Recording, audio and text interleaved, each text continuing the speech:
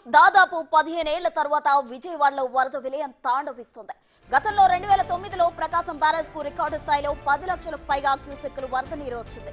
మళ్లీ దాదాపు 15 ఏళ్ల తర్వాత ఆ రికార్డును కృష్ణమ్మ బ్రేక్ చేసింది. ఇప్పుడు ప్రకాశం బ్యారేజ్ వద్ద 11,41,776 క్యూసెక్కులు నీరు ప్రవహిస్తుంది. ఇదే బ్యారేజ్ లో అత్యంత గరిష్ట స్థాయి రికార్డు కావడం విశేషం.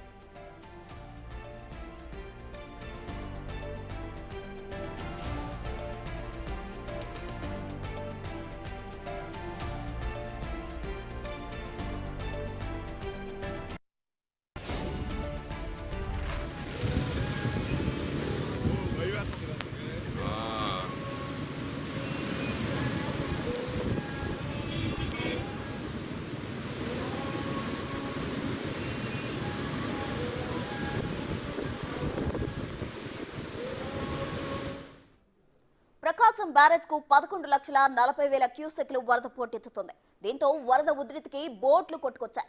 ఓ బోటు బ్యారేజ్ కు బలంగా తాకడంతో బీమ్ దెబ్బతింది. అంతేకాదు గేటు లిఫ్టింగ్ వాల్ కు కూడా పగుళ్లు ఏర్పడ్డాయి. దీంతో అధికారులు టెన్షన్ పడుతున్నారు.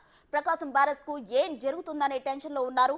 గేట్లు ఇప్పటికే పూర్తిగా ఎత్తేసి నీటిని దిగువకు విడుదల చేస్తున్నారు.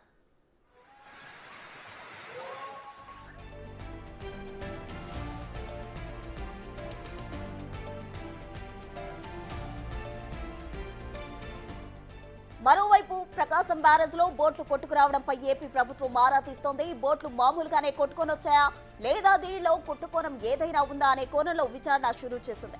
తొలుత ఒక బోటు కొట్టుకుని రాగా ఏమైందని తెలుసుకునే లోపే మరో 4 బోట్లు వేగంగా వచ్చి గేట్లను ఢీకొట్టాయి. దీంతో వెంటనే అధికారులు అప్రమత్తమయ్యారు. పిల్లర్ నంబర్ 69 వద్ద బీమ్ 2గా చీలిపోయింది. ప్రస్తుతం హైడ్రాలిక్ చైన్ ద్వారా బీమ్ సపోర్ట్ తీసుకుంటుంది. మరోవైపు ఈ అంశంపై ఇరిగేషన్ డ్యామ్ అధికారులు విచారణ చేస్తున్నారు.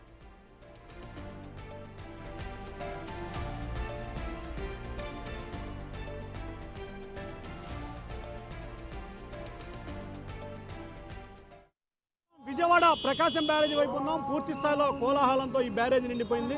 కానీ గేట్ నెంబర్ 69 వద్ద బోట్లు అడ్డరావడంతో కూడా పూర్తి స్థాయిలో ఇక్కడ నీరు దిగువ ప్రాంతానికి వెళ్ళడానికి చాలా ఇబ్బందికర పరిస్థితి ఏర్పడుతూ ఉంది. ఏదైతే మనం ప్రస్తుతం ప్రకాశం బ్యారేజీ వద్ద గేట్ నెంబర్ 69, 68 మధ్యలో ఉన్నాం.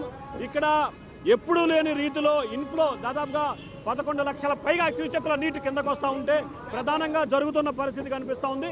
సో ఓవరాల్గా చూసుకుంటే ప్రకాశం బ్యారేజీకి సంబంధించి భారీ స్థాయిలో వరద వస్తుంది. సో ఇప్పుడు మనం చూసుకోవచ్చు ఇసుకకు సంబంధించిన 5 బోట్లు కొట్టుకొని వచ్చిన పరిస్థితి కూడా కనిపిస్తూ ఉంది. ఏదైతే ఇక్కడ అడ్డం రావడంతో కెనాల్ అంటే బ్యారేజ్ కింద గేట్ నుంచి ఇన్ఫ్లో వాటర్ బయటికి వెళ్ళడానికి ఇబ్బంది ఏర్పడింది. సో దీన్ని మరమ్మతు చేయాలంటే దాదాపుగా నెలలు బట్టే అవకాశం కనిపిస్తూ ఉంది. ఎందుకంటే చైన్ సిస్టమ్ ద్వారా ఇది ఇక్కడ కొనసాగాలి. మనం ఒకసారి చూసుకోవచ్చు పైన చైన్ నుంచి కూడా సపోర్టుగా ఒక వాల్ ఉంది. ఆ వాల్ కూడా అక్కడ ఇరిగిపోయిన విజువల్ చూసుకోవచ్చు. వాల్ పూర్తి స్థాయిలో అంటే సగానికి పైగా ఇరిగిపోవడానికి సిద్ధంగా ఉంది. కానీ ఐరన్ డ్రిల్లు ఏదైతే గేట్లకు సంబంధించి వాటర్ కిందకి వెళ్ళడానికి సపోర్ట్గా డ్రిల్ ఉంటుందో ఐరన్ డ్రిల్ కోసం కిందనే సపోర్ట్గా ఆగిపోయింది. ఆ డ్రిల్ కనుక లేకపోతే పూర్తి స్థాయిలో బ్రిడ్జి కూడా అంటే ఏదైతే వాల్ సపోర్టింగ్ వాల్ ఉందో ఆ వాల్ కూడా విరిగిపోయే అవకాశం కనిపిస్తూ ఉంది. సో ప్రకాశం బ్యారేజ్కి సంబంధించి దిగువ ప్రాంతానికి వాటర్ రావాలంటే కొంత ఇబ్బందికర పరిస్థితి ఏర్పడుతుంది. గేట్ నెంబర్ 68, 69 ద్వారా ఇన్ఫ్లో 11,36,000 క్యూసెక్కుల నీరు ఇన్ఫ్లో వస్తుంది. కానీ 11,37,000 అవుట్ఫ్లో ఇచ్చారు. అంటే ఈ గేట్లు కనుక ఈ రెండు గేట్లలో కనుక బ్రేక్ లేకపోతే ఇంకా వాటర్ ఇన్ఫ్లో ఎక్కువగా వచ్చే అవకాశం కనిపిస్తూ ఉంది. సో ప్రధానంగా చూసుకుంటే గేట్లకి సంబంధించి ప్రధానంగా వీటి మీద మనం ఇక్కడ చూసుకోవచ్చు విజువల్స్లో పూర్తి స్థాయిలో విరిగిపోయిన విజువల్ ఉంది. సో ఈ విజువల్లో మనం చూసుకోవచ్చు పైన డ్రిల్కి సంబంధించి పగిలిపోయి ఉంది. ఒక్కసారిగా ఏదైతే ఆ బోట్ ఉందో ఒక్కసారిగా బోట్ వచ్చి వేగంగా దీన్ని ఢీకొట్టడంతో అది ఒక్కసారిగా దీనికి తగలటం వెంటనే ఆ చైన్ సిస్టమ్ ద్వారా ఇరిగిపోయింది. మనం చూసుకోవచ్చు చైన్ ఏదైతే వీల్ ఉందో ఆ వీల్ ద్వారా మాత్రమే ప్రస్తుతం సపోర్టింగ్గా ఉంది. దాదాపుగా ఇక్కడ కుంగిపోయింది మొత్తం. ఏదైతే ఈ పిల్లర్ ఉందో సపోర్టింగ్ పిల్లరు అంటే అడ్డం వేసే బీమ్ అంటారు, ఈ బీము 2గా చీలిపోయింది. ఒకవైపు వాటర్ ఇన్ఫ్లో పెరుగుతూ ఉంది, మరొక వైపు అవుట్ఫ్లో అదే స్థాయిలో ఉంది. కానీ ఇసుక కోసం వినియోగించే బోట్లు ఆ చివరి నుంచి కిందకి రావడంతో ఇక్కడ గేట్ల ద్వారా వెళ్ళే మార్గం లేదు.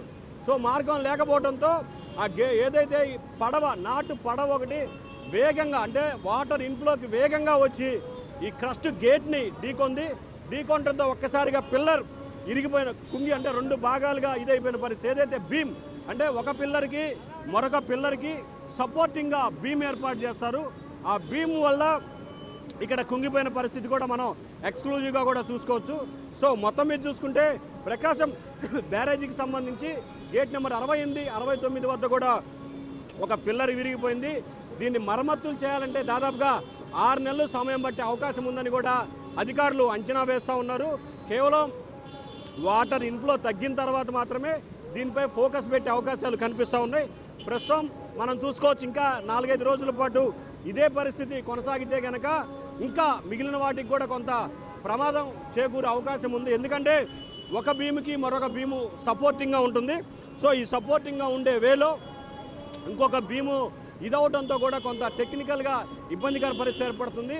ఎప్పుడో క్రీస్తు పూర్వం బ్రిటిష్ శకంలో నిర్మాణం చేపట్టిన ఈ బ్రిడ్జి బీము ఏదైతే వేగంగా ఒక నాటు పడవ వచ్చి అంటే వాటర్ ఇన్ఫ్లోకి వేగంగా వచ్చి కొట్టడంతో పిల్లరు బీమ్ కుంగిపోయి 2గా చీలిపోయింది. చైన్ సిస్టమ్ ద్వారా ఆగిపోయింది. దీన్ని మరమ్మతులు చేయాలంటే దాదాపుగా 6 నుంచి 8 నెలల సమయం పడుతుందని చెప్పి కూడా అధికారులు ప్రాథమిక అంచనాకు వచ్చారు. కానీ ఇదంతా పూర్తయడానికి ప్రస్తుతం వాటర్ ఇన్ఫ్లో తగ్గితేనే ఏదైనా చేసే అవకాశం ఉందని చెప్పి కూడా నీటిపారుదల శాఖ అధికారులు చెప్తా ఉన్నారు. Over to studio.